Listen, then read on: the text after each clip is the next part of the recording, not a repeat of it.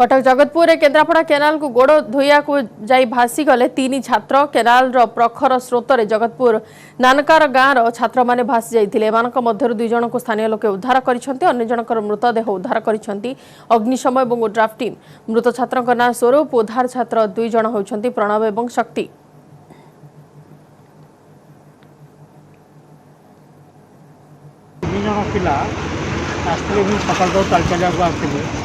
यही जगार कि गोड़ धोवा तलू चलीगले गोटा पिला जो गड़ी पड़ा तापर आउ दी जन धरा धरी उद्धार कर सी पड़गले।